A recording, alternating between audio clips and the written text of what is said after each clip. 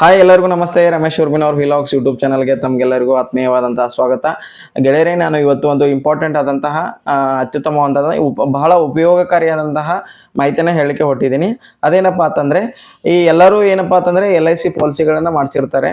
So ಇದರಿಂದ ಇನ್ನೊಂದು ಅನುಕೂಲ ಏನಂತಂದ್ರೆ, ಈ LIC ಪಾಲಿಸಿಗಳ ಮೇಲೆ ನಾವು ಲೋನ್ ಅನ್ನ ಪಡ್ಕೋಬಹುದು.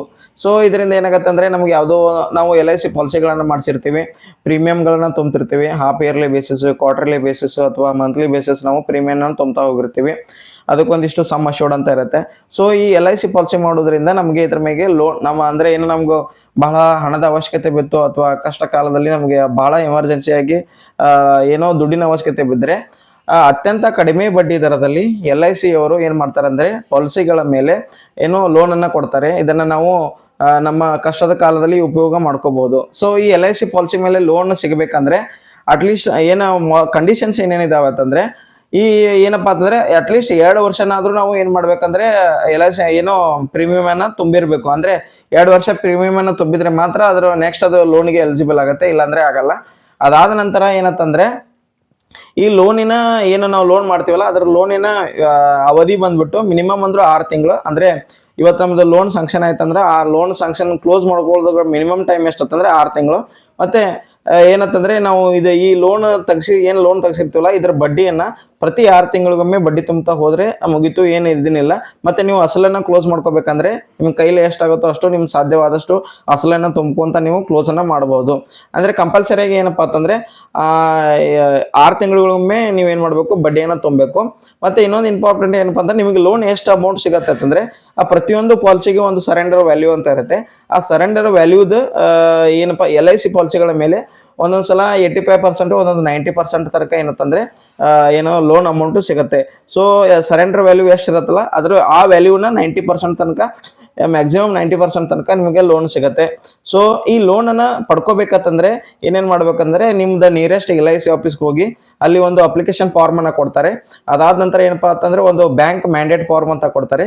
ಅಂದ್ರೆ ನಿಮ್ದು LIC ಪಾಲಿಸಿ ಮೇಲೆ ಲೋನ್ ಸ್ಯಾಂಕ್ಷನ್ ಆದ್ರೆ ಯಾವ ಬ್ಯಾಂಕ್ ಅಕೌಂಟ್ಗೆ ಅದನ್ನ ಜಮಾ ಮಾಡ್ಬೇಕು ಎಂಬುದ್ರ ಬಗ್ಗೆ ನೀವು ಏನ್ ಮಾಡ್ಬೇಕು ಅಂದ್ರೆ, ಯಾವ್ದು ಅಕೌಂಟ್ ನಂಬರು, IFSC ಕೋಡು, ಎಲ್ಲಾ ಬ್ಯಾಂಕ್ ಡೀಟೇಲ್ಸ್ಗಳನ್ನ, ನಿಮ್ಮ ಮೊಬೈಲ್ ನಂಬರು ಮತ್ತು ಇಮೇಲ್ ID ಎಲ್ಲವನ್ನು ನೀವು ಎಂಟ್ರಿ ಮಾಡಿ, ಅದ್ರ ಜೊತೆ ಏನಪ್ಪಾ ಅಂತಂದ್ರೆ ಇವನ್ನೆಲ್ಲ ಒಂದು ಏನಂತಂದ್ರೆ ಆಧಾರ್ ಕಾರ್ಡು ಮತ್ತು ಇನ್ನೊಂದು ನಿಮ್ದು ಬ್ಯಾಂಕ್ ಪಾಸ್ಬುಕ್ದು ಫ್ರಂಟ್ ಪೇಜ್ನ ಸೆಲ್ಫ್ ಅಟೆಸ್ಟೆಡ್ ಅಂದ್ರೆ ಅದ್ರ ಮೇಲೆ ಸಿಗ್ನೇಚರ್ ಮಾಡಿ ಸೆಲ್ಫ್ ಅಟೆಸ್ಟೆಡ್ ಮಾಡಿ ನೀವು ಇನ್ನೊಂದು ಏನಂತಂದ್ರೆ ಇವೆಲ್ಲ ಡಾಕ್ಯುಮೆಂಟ್ಸ್ ಜೊತೆ ನಿಮ್ದು ಒರಿಜಿನಲ್ ಪಾಲಿಸಿ ಬಾಂಡನ್ನ ಅವರು ಇಟ್ಕೋತಾರೆ. ಯಾಕಂತಂದ್ರೆ ನಿಮ್ದು ಲೋನ್ ಮುಟ್ಟೋವರೆಗೂ, ಅಂದ್ರೆ ನಿಮ್ದು ಲೋನ್ ಕಂಪ್ಲೀಟ್ ಆಗಿ ಎಲ್ಲ ಅಸಲು ಮತ್ತು ಬಡ್ಡಿ ತೀರೋವರೆಗೂ ಆ ಪಾಲಿಸಿ ಬಾಂಡನ್ನ, ಒರಿಜಿನಲ್ ಪಾಲಿಸಿ ಬಾಂಡನ್ನ ಅವ್ರ ಹತ್ರನೇ ಇಟ್ಕೋತಾರೆ.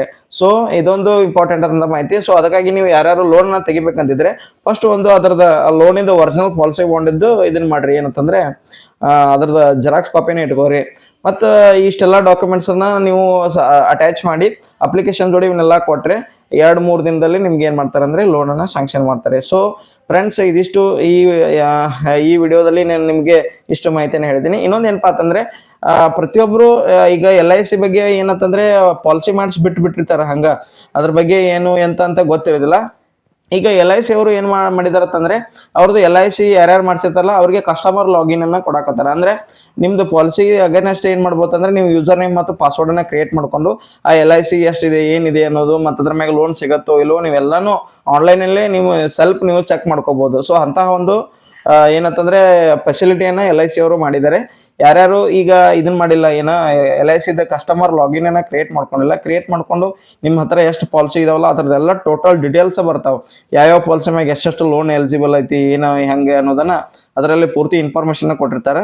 ಸೊ ನೀವು ಏನ್ ಮಾಡ್ಬೋದು ಅಂತಂದ್ರೆ, ನೀವು ಕಸ್ಟಮರ್ ಲಾಗಿನ್ ಅನ್ನ ಮಾಡ್ಕೊಂಡು ಅದರಲ್ಲಿ ಏನಂತಂದ್ರೆ ನಿಮ್ಮ LIC ಪಾಲಿಸಿಗಳ ಡೀಟೇಲ್ಸ್ ಅನ್ನ ಚೆಕ್ ಮಾಡ್ಕೋಬಹುದು. ಸೊ ಫ್ರೆಂಡ್ಸ್, ಇದಿಷ್ಟು ಈ ಹೊತ್ತಿನ ಮಾಹಿತಿ ಆಗಿತ್ತು. ಈ ಮಾಹಿತಿ ನಿಮ್ಗೆ ಇಷ್ಟವಾದ್ರೆ ಈ ವಿಡಿಯೋನ ಲೈಕ್ ಮಾಡಿ, ಮತ್ತೆ ಹಾಗೆ ನನ್ನ ಯೂಟ್ಯೂಬ್ ಚಾನಲ್ ಅನ್ನ ಸಬ್ಸ್ಕ್ರೈಬ್ ಮಾಡಿ, ಪಕ್ಕದಲ್ಲಿರ್ತಕ್ಕಂತಹ ನೋಟಿಫಿಕೇಶನ್ ಬಟನ್ ಅನ್ನ ಪ್ರೆಸ್ ಮಾಡಿ. ಇದರಿಂದ ನಿಮಗೆ ನನ್ನ ಮುಂದಿನ ಎಲ್ಲಾ ವಿಡಿಯೋಗಳ ಮಾಹಿತಿ ಗೊತ್ತಾಗುತ್ತೆ ಅಂತ ಹೇಳ್ತಾ ಈ ವಿಡಿಯೋನ ಇಲ್ಲಿಗೆ ಮುಗಿಸ್ತೇನೆ. ಎಲ್ಲರಿಗೂ ನಮಸ್ಕಾರ, ಧನ್ಯವಾದಗಳು.